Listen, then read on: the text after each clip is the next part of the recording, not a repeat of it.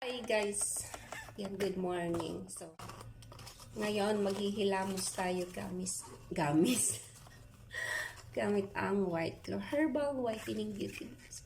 Ganito siya guys, pero hinati ko. Hinati ko siya guys. Ganito kalaki yung sabon. 130 grams na siya guys. Ayan, ganito kalaki yung sabon. Ganyan siya, guys. Dito ko kapal.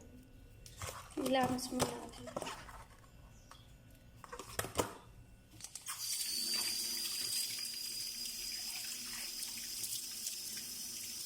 Siyempre, bago ka magkilamos, basain mo na yung mukha mo. Tapos, paghulain mo sa iyong kamay yung sabon, guys.